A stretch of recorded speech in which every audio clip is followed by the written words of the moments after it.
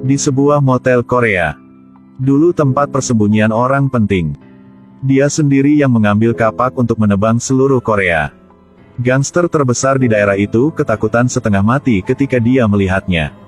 Tidak lama kemudian, dia menjadi hegemoni sepihak Korea. Ketika polisi melihatnya, mereka tidak berani membuat kekacauan. Karena dia memiliki banyak bawahan. Orang-orang di industri memanggilnya Choljo. Suatu hari ketika Choljo sedang tidur, tiba-tiba ada suara di luar. Apapun di tangannya bisa menjadi senjata mematikan. Tiba-tiba pintu didorong terbuka. Melihat bawahan dia ditikam, dia mengambil tulang besar. Hancurkan lawan pertempuran Compang Camping. Nama itu dengan cepat dikirim ke langit. Setelah perang besar, lusinan orang di rumah itu semuanya terbunuh. Hanya Choljo yang masih hidup. Melewati perang ini, Choljo benci membunuh dan membunuh. Dia memutuskan untuk bersembunyi dari para Gypsy. Choljo bekerja sebagai nelayan. Dia juga memiliki 5 saudara. Choljo hidup di tahun 1998. Saat itu sedang terjadi krisis ekonomi. Ekonomi Korea anjlok. Sulit melakukan apapun. Bahkan gangster terbesar Korea, Paman Ma. Kemudian, dia harus berubah menjadi guru. Kembali ke poin utama. Sejak Choljo menghilang dari geng, hidup tidak bahagia. Istrinya selingkuh dengan orang lain di rumah. Choljo melihat adegan ini. Dia juga tidak menyalahkan istrinya. Karena Choljo menghabiskan sepanjang tahun di luar memancing. Istri akan melakukan ini cepat atau lambat. Hidup harus terus berjalan. Wanita di sebelahnya menyuruhnya melaporkan kecelakaan kapal. Pemerintah juga memberikan beberapa subsidi. Tapi Choljo menolak. Sekarang perahu itu milik dia. Makan dan tidur semua ada di kapal. Pada malam ini, salah satu bawahan Choljo membawa seorang wanita. Dia ingin memiliki malam yang indah. Tapi di atas kapal semua bersaudara. Jadi dia ingin menempatkan gadis itu di kapal Choljo. Siapa sangka Choljo pergi keluar dan memberinya uang. Beritahu mereka berdua untuk menyewa kamar dan bermain dengan nyaman. Tidak perlu kembali. Besok pagi, Choljo merasa sulit menghasilkan uang sekarang. Untuk menjaga perahu nelayan dia memutuskan untuk membantu orang lain melintasi perbatasan. Semua orang sangat khawatir tentang melintasi perbatasan. Jika tertangkap, harus masuk penjara. Pada saat ini, Choljo muncul. Pegang segumpal uang dan beritahu mereka. Tidak ada yang bisa menolak atraksi ini. Pada malam hari, mereka menjemput sekelompok orang Korea Utara yang ingin melintasi perbatasan ke Korea Selatan. Choljo tidak berani menyalakan lampu besar. Karena ada kemungkinan ditemukan. Saat ini, di dalamnya ada seorang wanita. Mereka mengatakan bahwa melakukan industri ini dan memiliki wanita di atas kapal sangat tidak beruntung. Pepatah ini bukan klise. Tragedi datang dari wanita ini. Karena dia terlalu jauh, dia jatuh. Seorang bawahan tanpa ragu-ragu melompat untuk menyelamatkan. Choljo menyerah. Hanya bisa menyalakan lampu untuk melihat. 2 orang baru saja diselamatkan. Mimpi buruk baru saja dimulai. Di balik layar, hal yang lebih mengerikan terjadi. Karena ada perahu di sebelahnya. Agar tidak ditemukan oleh orang lain, mereka membantu orang lain melintasi perbatasan. Mereka harus menyembunyikan orang-orang itu di kompartemen ikan. Tapi di sana sangat busuk. Ketika perahu lain jauh, orang yang bersembunyi di bawah dibebaskan. Semua orang mulai muntah di lantai.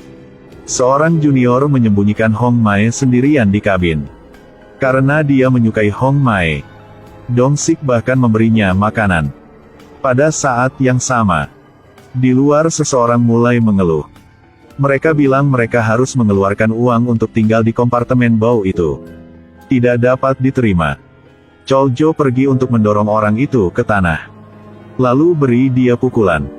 Ajarkan untuk pertandingan. Choljo mengirim seseorang untuk melemparkannya ke laut. Orang-orang yang melintasi perbatasan melihat pemandangan ini. Sekarang aku takut aku tidak bisa berbicara dengan keras lagi. Pada saat ini, Chol Jo membuka mulutnya. Dengarkan baik-baik, di kapal ini aku adalah presidenmu. Aku adalah dewa. Nyawa semua orang ada di tangan saya, Lo. Maaf, saya salah, saya belum ingin mati. Setelah Chol Jo pergi, bawahan segera menyelamatkan orang itu di dalam air. Segera mereka harus bersembunyi di bawah perahu lagi. Karena ada penjaga pantai yang datang. Chol Jo dengan tenang menarik setumpuk uang untuk ditangani. Tapi perut orang ini sangat besar. Katanya dia ingin memeriksa tangki ikan Chol Jo. Membuat Chol Jo sangat tidak nyaman. Dia dengan pengalaman lama di dunia gelap. Siapa yang tidak berani menghormatinya? Kalau tidak hati-hati jaga nyawa sendiri. Buka dan lihat aku menguburmu di sana sekarang. Polisi sudah takut. Hanya mengambil uangnya. Hutang ini akan dihitung nanti. Setelah polisi pergi. Saat mereka membuka tutupnya. Orang-orang di dalam sudah mati. Kata bawahan. Chiller kapal bermasalah. Itu sebabnya semua orang di bawah mati. Pendinginnya rusak sepanjang waktu karena jalang ini. Sebelumnya dia bersembunyi di kompartemen kapal. Tangan menyentuh chiller. Tapi Chol Jo dan yang lainnya tidak tahu. Tiba-tiba ada yang tahu. Masih ada orang yang hidup di bawah. Chol Jo tidak menyelamatkan orang tetapi menyuruh mereka minggir. Lalu dia menutup tutupnya. Setelah semua mati, Chol Jo memerintahkan bawahannya untuk menarik semua mayat. Lalu bakar semua kertas mereka. Karena tidak mungkin menyelidiki orang yang sudah meninggal. Setelah itu, Chol Jo memberi contoh untuk yang lain. Mayat-mayat ini harus dicincang. Lalu buang ke laut untuk memberi makan ikan. Kalau tidak, tubuh akan mengapung. Apakah kalian mengerti? Kemudian seorang pria menemukan bahwa seorang wanita hilang. Dong Sik dengan sengaja mendorongnya ke samping. Karena Hong Mae disembunyikan oleh dia. Orang-orang terus potong. Hong Mae di sebelah melihat semuanya.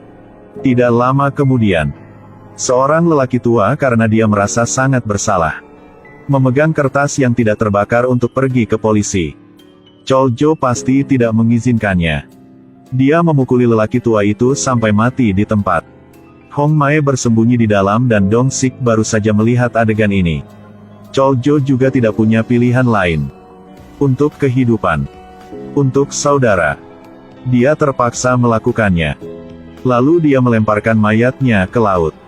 Dong Sik dan Hong Mae melihat seluruh proses pembunuhan Chol Jo. Dia memutuskan untuk melindungi Hong Mae. Kemudian keduanya terjalin satu sama lain. Saat Dong Sik naik perahu, Ho Yang tanya, "Kemana perginya orang tua itu?" Dong Sik bilang dia tidak tahu. Orang tua itu baru saja dibunuh oleh Chol Jo. Kemudian semua orang mulai mencari. Siapa sangka Hong Mae ditemukan oleh Oh Nam. Tidak ada cara lain untuk datang ke negara ini. Dong Sik menyuruhnya untuk tidak mengatakan apa-apa.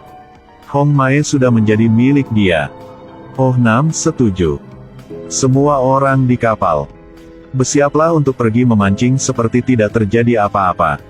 Sedetik kemudian, Oh Nam kembali ke dalam.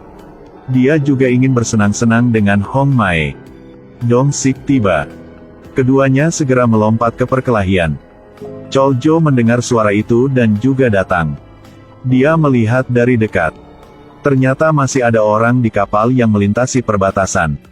Dong Sik memohon pada Chol Jo untuk membebaskan Hong Mae. Chol Jo tidak mendengarkan.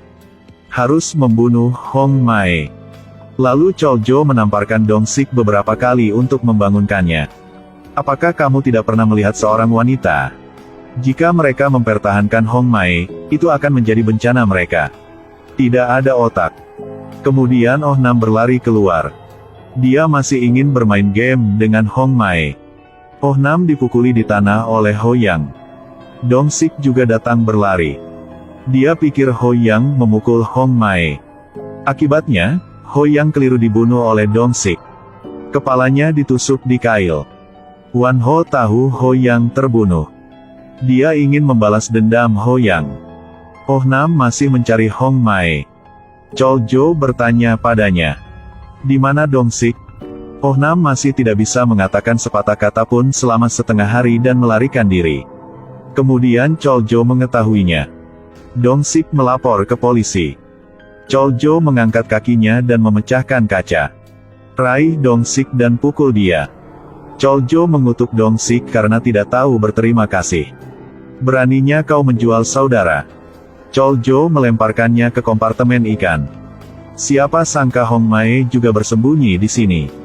Mereka hanya berbicara beberapa kata. Oh Nam segera menemukan mereka. Masih memikirkan Hong Mae. Keduanya segera melompat ke perkelahian. Kemudian Wan Ho melompat turun juga. Sudah lama sejak mereka melihat seorang wanita. Mereka semua ingin memperkosa Hong Mae. Akibatnya, Wan Ho dibunuh oleh Oh Nam. Dia marah karena Wan Ho mencuri pacarnya.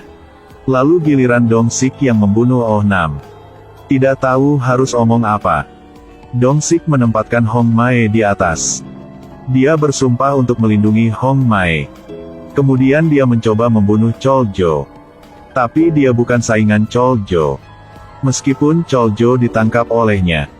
Tapi itu tidak berhasil juga. Dong-sik memanfaatkan kecerobohan Choljo. Stealth menikamnya sekali. Pada saat ini, kapal dihantam ombak. Choljo mengetahui bahwa Hong Mae masih di sini. Setelah menjatuhkan Dong-sik, Choljo akan membunuh Hong Mae. Sekarang perahu bocor lagi. Dia hanya harus menutup mulutnya terlebih dahulu. Dua lainnya, luangkan waktu ini untuk melarikan diri. Sekarang perahunya hilang. Choljo ingin menyelamatkan kapalnya. Dan Dong-sik hanya mengenal perempuan. Membuat Choljo marah dan ingin membunuh orang ini. Dong-sik mendorong Choljo pergi. Pegang tangan Hong Mae dan lari. Karena penjaga pantai telah tiba. Choljo merasa sangat putus asa. Dia tahu perahu itu hilang.